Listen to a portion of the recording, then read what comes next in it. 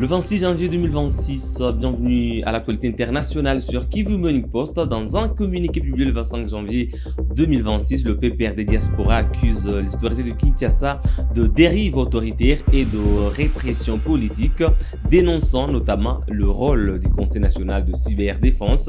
L'opposition en exil appelle l'Union européenne à s'impliquer pour une décrispation politique et la libération des détenus d'opinion. Blaise Bassabossé. Dans une déclaration publique du 15 janvier 2026, le PPRD Diaspora, branche extérieure du parti de l'ancien président Joseph Kabila, a dressé un réquisitoire sévère contre les pouvoirs en place, qu'il accuse d'installer un système de gouvernance fondé sur la peur, la surveillance et la répression.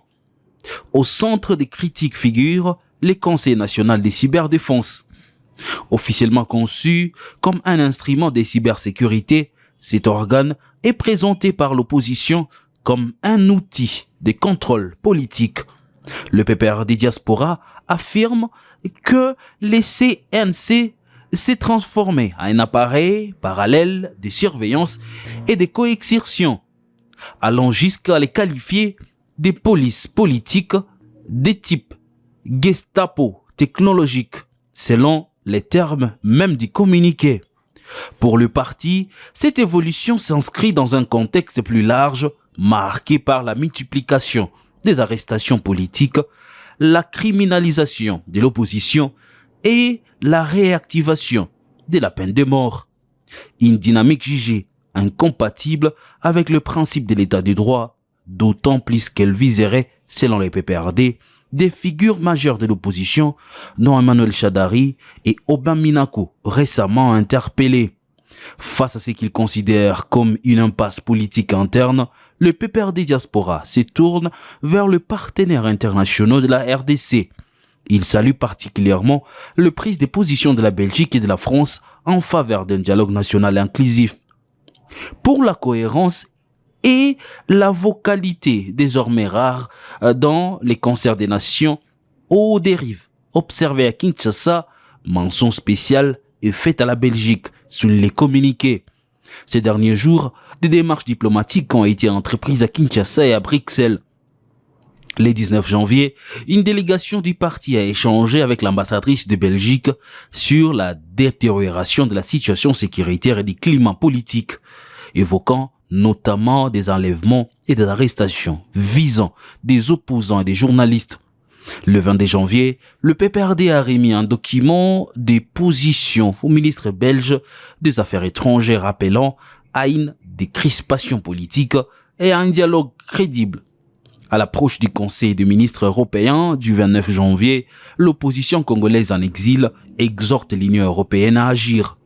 Elle réclame la libération immédiate des détenus politiques et d'opinion, la fin des arrestations arbitraires et la dissolution du CNC, estimant qu'un organe présenté comme outil technique de cybersécurité ne peut devenir un instrument de police politique.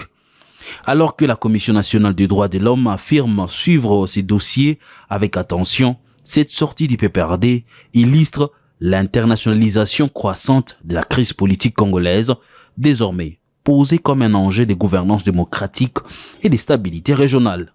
Deux figures de l'opposition congolaise, Seth Kikouni et Claudel Lubaya, ont été prises à partie vendredi dans un restaurant de Bruxelles par un groupe d'individus hostiles. La scène filmée et diffusée sur les réseaux sociaux relance les inquiétudes sur la sécurité des opposants congolais en exil et sur l'extension présumée de répression politique au-delà des frontières nationales. L'état ici avec Vanessa Abanza. Vendredi soir, à Bruxelles, les opposants congolais Seth Kikouni et Claude Lubaya ont été la cible d'une intimidation manifeste alors qu'ils se trouvaient dans un restaurant ouvert au public. La scène filmée et largement relayée sur les réseaux sociaux a été consultée par notre rédaction. Les images montrent l'irruption soudaine d'un groupe d'individus dans l'établissement, suivie d'une altercation verbale d'une rare agressivité. Les échanges particulièrement tendus sont ponctués de propos menaçants et des gestes jugés intimidants, contraignant le personnel du restaurant à intervenir afin d'éviter une escalade. Sur la séquence, Setski Kouni et Claude Loubaya apparaissent filmés sans leur consentement, encerclés par des individus manifestement hostiles. Si aucune violence physique directe n'est visible, le climat d'intimidation est suffisamment marqué pour mettre brutalement fin à leur moment de convivialité et soulever de sérieuses interrogations quant à leur sécurité. Plus troublant encore, l'un des individus impliqués est présenté selon des informations recueillies sur place comme un membre présumé de la sécurité présidentielle congolaise. Une affirmation qui n'a à ce stade fait l'objet d'aucune confirmation officielle, mais qui alimente les soupçons de harcèlement ciblé à l'encontre des figures de l'opposition, y compris hors des frontières nationales. Ancien candidat à l'élection présidentielle en République démocratique du Congo, Setski Kouni vit aujourd'hui en exil, à l'instar de plusieurs opposants congolais. Sa présence à Bruxelles, tout comme celle de Claude Loubaya, s'inscrit dans un contexte plus large de pression politique persistante où l'exil ne semble plus garantir ni la sécurité ni la liberté d'expression. Le président Félix Tshisekedi a rencontré son homologue congolais Denis Sassou Nguesso à Oyo pour discuter du renforcement de la coopération et des relations de bon voisinage entre les deux pays. Les échanges ont porté sur la sécurité dans la région des Grands Lacs et sur les efforts pour instaurer une paix durable dans l'est de la RDC. Reportage Présidence du Congo. Arrivé le samedi 24 janvier à Oyo pour une visite de travail, le président de la République démocratique du Congo, Félix Antoine Tshisekedi, a eu des échanges avec son homologue congolais Denis Sassou Nguesso. Les échanges entre les deux chefs d'État ont porté sur des questions d'intérêt commun. Félix Antoine Tshisekedi a déclaré à la presse qu'il a besoin des conseils du président Denis Sassou Nguesso, sage d'Afrique. C'est un aîné de la région, un chef d'État qui est très influent dans la région. Il était donc normal que je vienne le briefer sur le développement des événements en République démocratique du Congo, ce qui est tout à fait normal. À l'Est, il y a la guerre, une guerre injuste et barbare qui nous est imposée.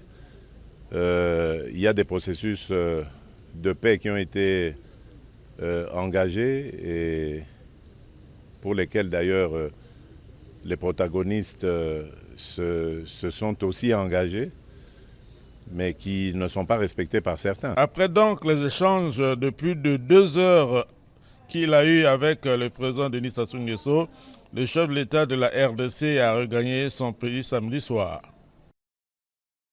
Et puis la République démocratique du Congo a clôturé le Forum économique mondial de Davos en mettant en avant une approche axée sur les partenariats stratégiques et non sur la demande d'aide. Le ministre du Commerce extérieur, Julien Paluku Kahongya, membre de la délégation du président Tshisekedi, a indiqué que la RDC, riche en minerais stratégiques, est venu à Davos pour conclure des accords avec les grandes puissances économiques. Suivez ici Julien Paluku. Nous sommes heureux d'avoir été conviés à ce forum économique mondial ici à Davos, en Suisse. C'est la première fois que personnellement nous avons été invités comme ministre du Commerce pour accompagner le président de la République à venir faire parler de la RDC. Vous savez, ce que j'ai toujours dit et ce que j'ai vu à Davos donne un signal fort de ce que le président est en train de faire. C'est une rupture doctrinale en fait de cette diplomatie de sollicitation vers une diplomatie d'influence et de partenariat. C'est-à-dire le monde de demain n'appartient pas à ceux qui ne planifient pas, si vous ne réfléchissez pas sur l'avenir, eh bien personne ne va le faire. Voilà pourquoi le président Félix Antoine Tshisekedi a dit effectivement que tous les ministres doivent, lorsqu'ils sont déployés, changer de narratif sur ce qu'on sait de la RDC. Et ici, à Davos, effectivement, nous avons participé à une dizaine de panels où la RDC a été au cœur des débats, au regard de toutes les richesses que nous avons. Parce qu'on parle souvent des problèmes, mais souvent, on ne parle pas des solutions. Et à Davos, nous nous sommes présentés pas comme pour demander de l'aide, mais pour sceller des partenariats avec tous les grands du monde. Parce qu'ici à Davos se réunissent 1. Tous les leaders mondiaux, 2. Tous les capitaines d'industrie, 3.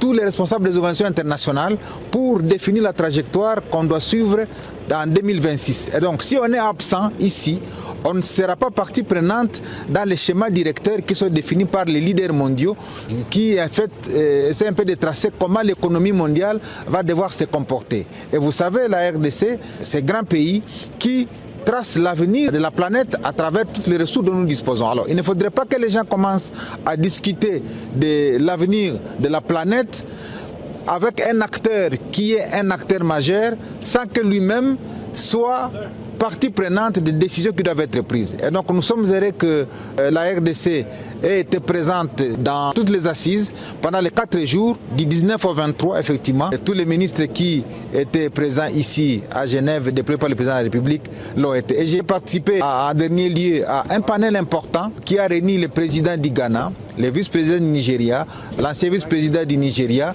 mais également le premier ministre de la Papouasie-Nouvelle-Guinée, ainsi que tous les leaders du continent africain pour tracer la trajectoire par laquelle l'Afrique doit se dresser pour définir son avenir. Parce qu'on ne doit pas se plaindre tout le temps alors que nous avons devant nous des opportunités économiques qui peuvent nous permettre demain de devenir l'épicentre du développement de la planète. Et donc Davos a été une rupture doctrinale, comme je l'ai dit, passer de la diplomatie de sollicitation vers la diplomatie d'influence et de partenariat. Madame, Monsieur, c'est tout pour l'actualité internationale de ce lundi 26 janvier 2026. Merci à vous de l'avoir suivi. On se fixe un nouveau rendez-vous d'actualité. À très bientôt.